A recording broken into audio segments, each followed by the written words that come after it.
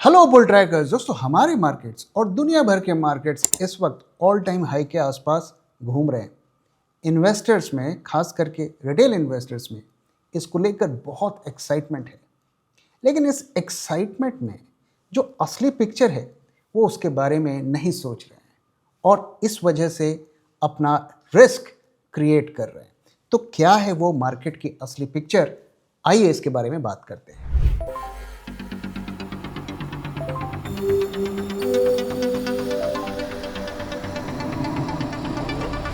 जब मार्केट की हो बात, बेटर आस्क बुल ट्रैक। दुनिया भर के मार्केट्स अगर आप देखेंगे तो वो ऑल टाइम हाई के आसपास घूम रहे हैं। हमारे मार्केट्स भी ऑल टाइम हाई को टच करके अभी रिसेंटली ही आए हैं। लेकिन अगर हम ब्रॉडर पिक्चर को देखें, मार्केट की असली कहानी को समझें, तो वो क्या है? इसको समझने के लिए आइए कुछ डेटा पॉइंट्स को हम देखते हैं। तो मैं आपसे वर्ल्ड के जो लीडिंग इंडेक्स हैं उनका ईयरली परफॉर्मेंस आपके साथ पहले शेयर करता हूँ। ओके, सो निफ्टी अगर एक साल में देखें तो 6.5% के आसपास अप है। डाउ जोन्स 6.4% के आसपास अप है। नैस्डैक 19% अप है। निक्केई जापान का 29% अप है। ताइवान 19.5% अप है और हैंगसेंग 31% अप है। इसमें जो सबसे अंडर परफॉर्मिंग दो मार्केट्स हैं वो है निफ्टी और डाउ जोन्स।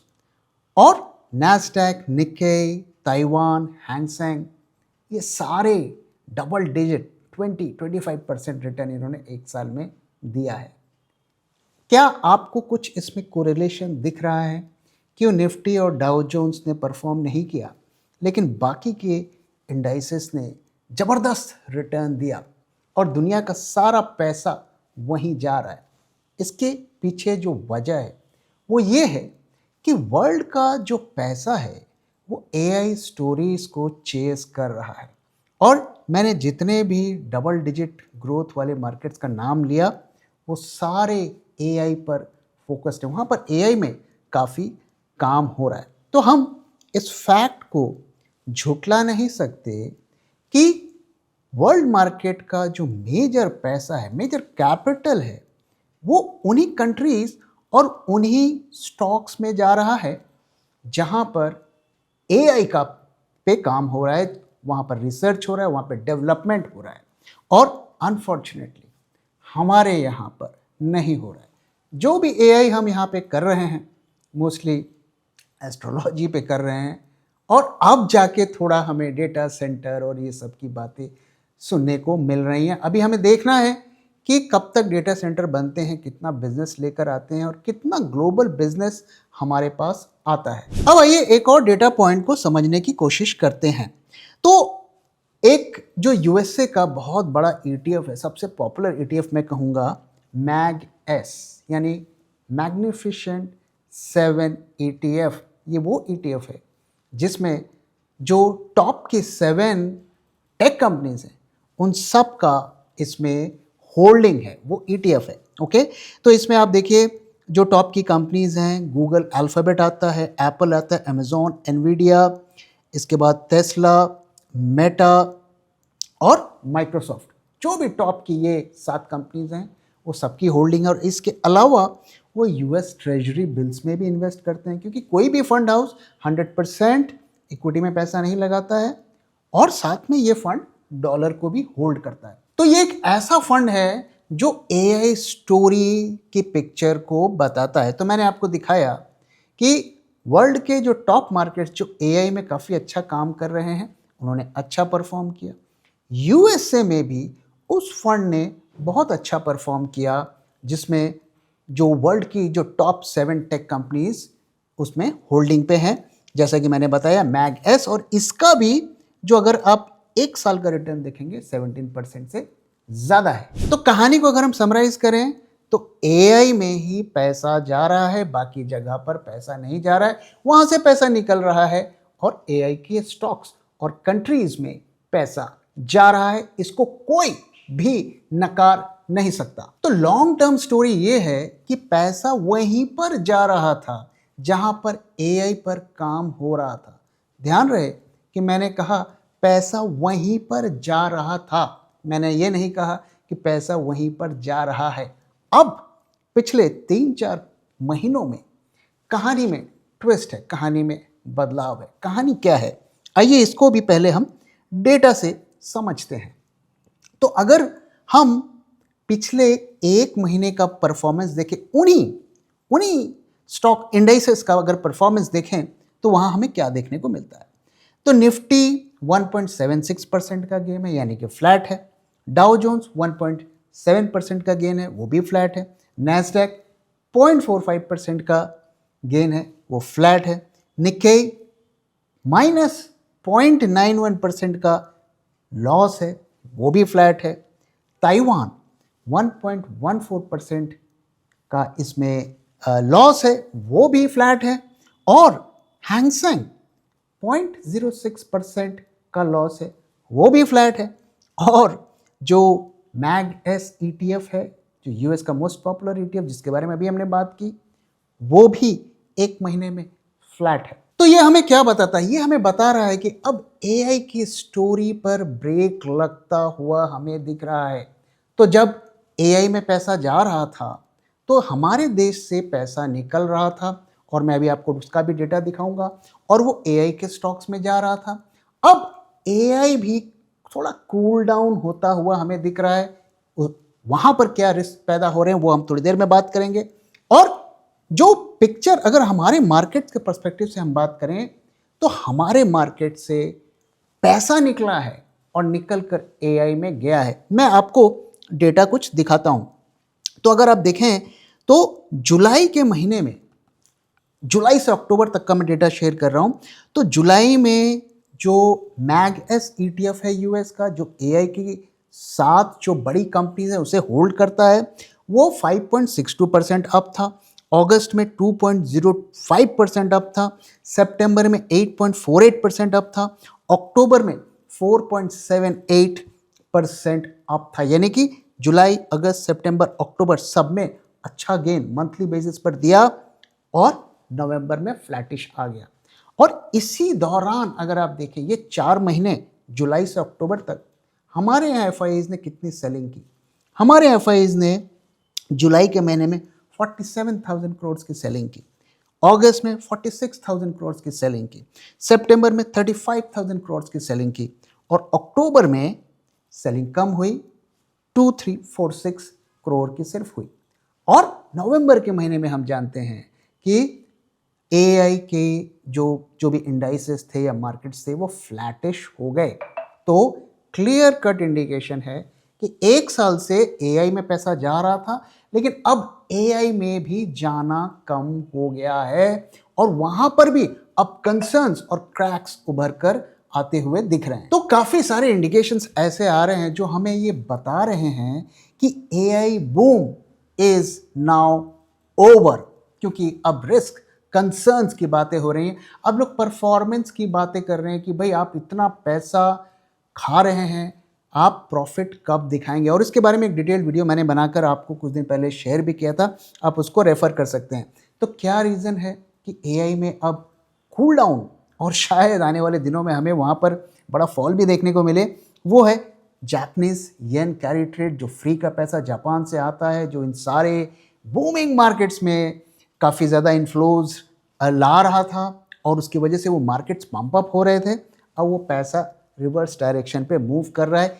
इस महीने की 15 तारीख के आसपास जापान की फेड की जो पॉलिसी है, सेंट्रल बैंक की पॉलिसी है, वो आने वाली है। उन्होंने क्लू दिया है कि रेट ऑफ इंटरेस्ट को और बढ़ाएंगे, क्योंकि वहाँ पर बॉन्ड यील्ड बढ़ रहे हैं, जो कि फर्दर ग्लोबल करेक्शन कर सकता है, और उसका इम्पैक्ट हमारे मार्केट्स पर भी देखने को मिल सकता है। साथ में फियर ऑफ AI बबल की बात हो रही है, और ये भी कहा जा रहा है कि जो एनवीडिया ने अभी इतना अच्छा रिजल्ट पब्लिश किया, तो वहाँ पर अकाउंटिंग में कुछ उन्होंने झोल किया। इसके बारे में कई लोग ऐसा बोल रहे हैं, और साथ में ये बताया जा रहा है कि ये AI में जो भी प्रॉब्लम्स आ रही हैं, ये एक US मार्केट में एक बड़ा रिसेशन भी क्रिएट कर सकता है।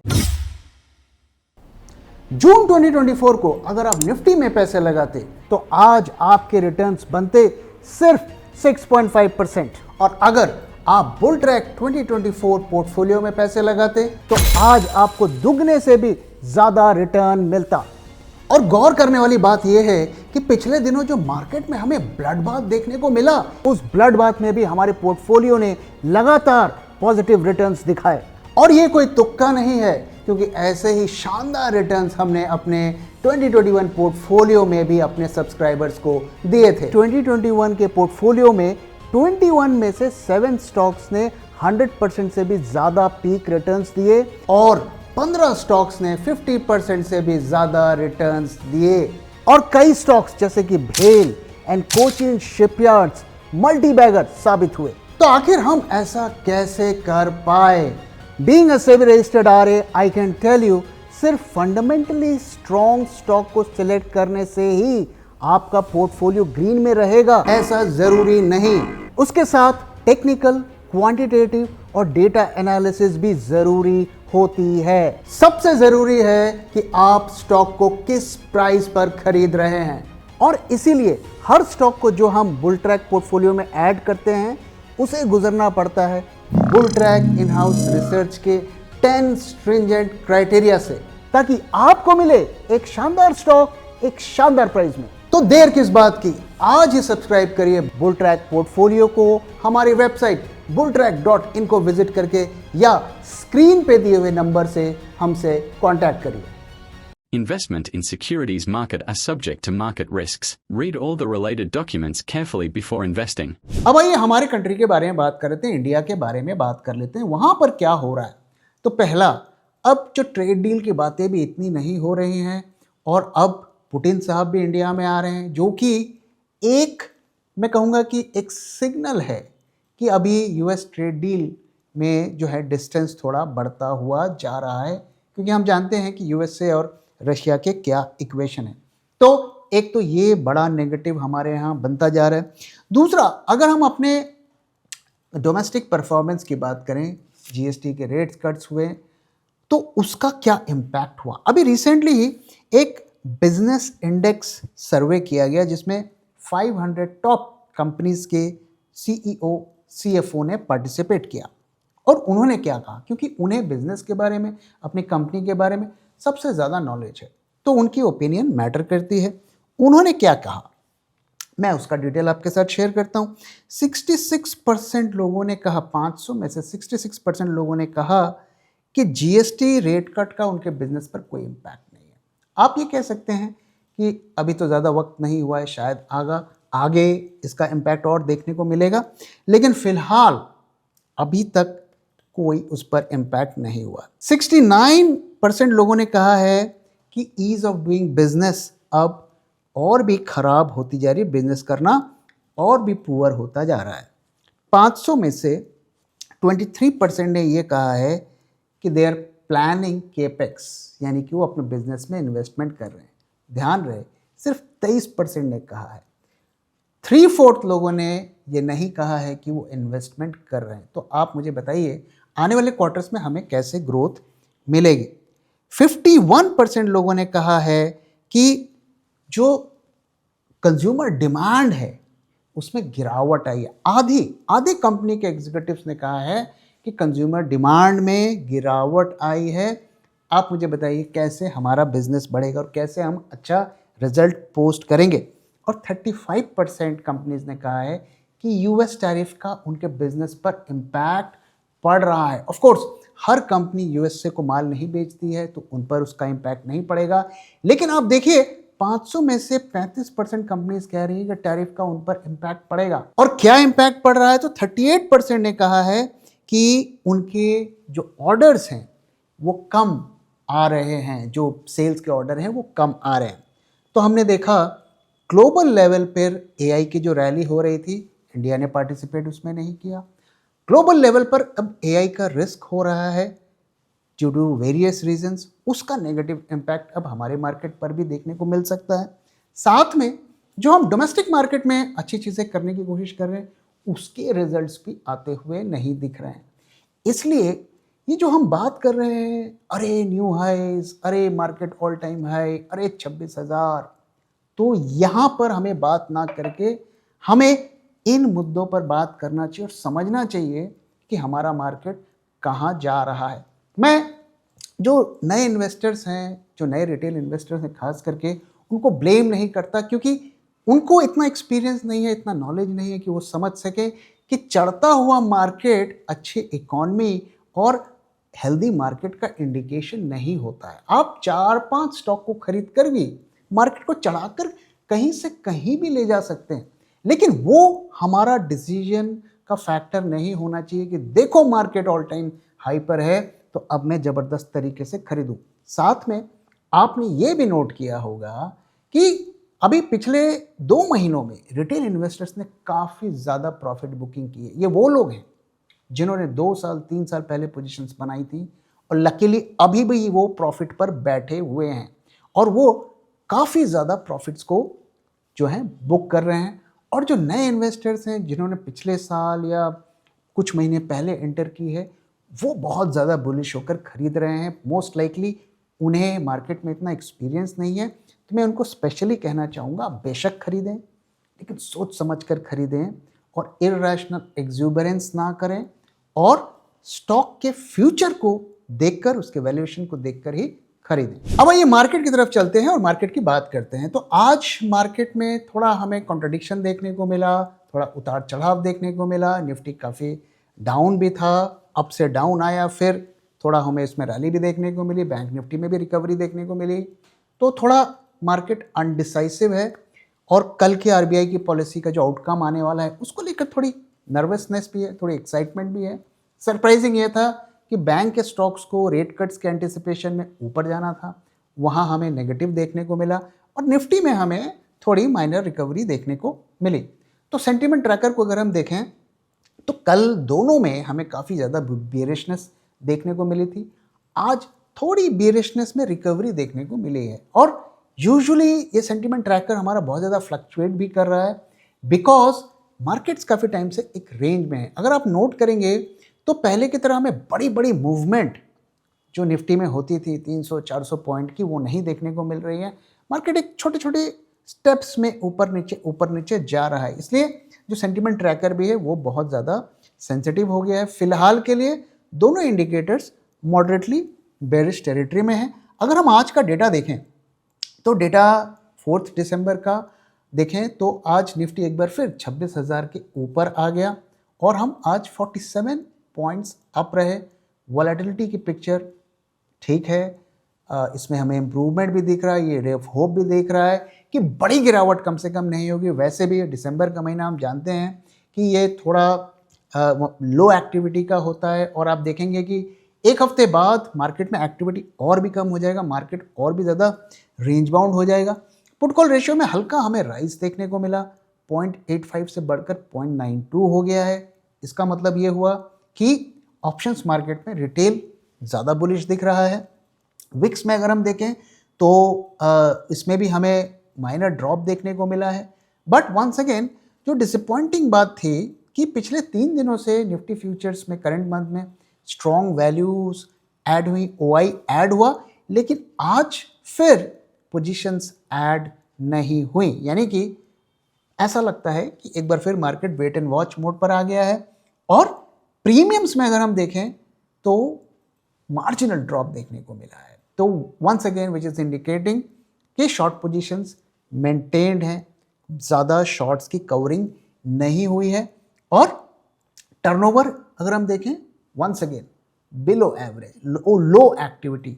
और ऐसा लग रहा है कि आने वाले टाइम का इंडिकेशन है कि आगे और भी टर्नओवर कम होगा और ऐसा भी हो सकता है कि आरबीआई की पॉलिसी आने से पहले थोड़ा एक कॉशियस स्टैंस ले रहे हैं। तो लो टर्नओवर पे जो डेटा आता है उसकी रिलायबिलिटी ऐसे ही थोड़ी कम होती है। एडवांस डिक्लाइन रेशियो हम लगातार देख रहे हैं कि काफ़ी पैथेटिक है। निफ्टी ग्रीन में रहा, उसके बावजूद भी हमें पुअर एडवांस डिक्लाइन रेशियो देखने को मिला है। और एफआईआई की इंडेक्स शॉर्ट्स की पोजीशन देखें तो वंस अगेन उन्होंने अपने शॉर्ट्स को बढ़ाना शुरू कर दिया है, विच इज़ सरप्राइजिंग, क्योंकि पिछले एक्सपायरी में उन्होंने लगभग सारे शॉर्ट्स कट कर दिए थे और अब वो धीरे धीरे बढ़ा रहे हैं। और कल के दिन उन्होंने काफ़ी शॉर्ट्स क्रिएट किए हैं, जो ये इंडिकेट कर रहा है कि शायद उनके अभी भी बेरिश आउटलुक बना हुआ है। अब अगर हम चार्ट्स की बात करें तो चार्ट्स में देखिए कोई मेजर बदलाव नहीं है। जो आज का मार्केट का परफॉर्मेंस है ये एक जिसे कहते हैं कि एक पॉज टाइप का पैटर्न बना रहा है, वेट एंड वॉच टाइप का पैटर्न बना रहा है। और वैसे भी कल का एक आरबीआई पॉलिसी का एक दिन है और वहाँ पर हमें बड़ी मूवमेंट मार्केट में देखने को मिल सकती है। और अगर रेट कट होता है छोटा तो वो भी मार्केट के लिए डिसअपॉइंटिंग होगा। अगर रेट कट नहीं होता है तो भी मार्केट के लिए डिसअपॉइंटिंग होगा। और अगर कुछ बड़ा रेट कट हो जाता है 1% टाइप, तभी हमें मार्केट में एक शॉर्ट टर्म की रिकवरी देखने को मिल सकती है। जिस तरीके की पोजीशंस बन रही हैं और जिस तरीके से मार्केट ने आज स्पेशली बैंक निफ्टी ने आज परफॉर्म किया, काफ़ी ज़्यादा चांसेस हैं कि 0 to 0.25 का ही रेट कट होगा। बाकी क्या एक्चुअली में होगा वो तो हमें कल के दिन ही पता चलेगा। तो ऐसे में करना क्या है, जो लेवल हम लगातार आपके साथ शेयर कर रहे हैं कि 25,840 ये की लेवल है और इसके नीचे ही बड़े शॉर्ट्स हमें क्रिएट करने हैं। फिलहाल के लिए अगर आप शॉर्ट्स पोजीशन को होल्ड कर रहे हैं, होल्ड करिए, बट हेज के साथ होल्ड करिए। स्पेशली कल का दिन काफ़ी क्रूशियल है मार्केट के लिए और मुझे लगता है कि कल के दिन हमें और भी क्लियरर व्यू मार्केट का मिलेगा। तो दोस्तों इसी के साथ इस वीडियो को मैं यहाँ पे ख़त्म कर रहा हूँ। वीडियो कैसा लगा जरूर बताइएगा, अपना फीडबैक भी शेयर करना मत भूलिएगा। Thank you very much for watching and thank you for your time.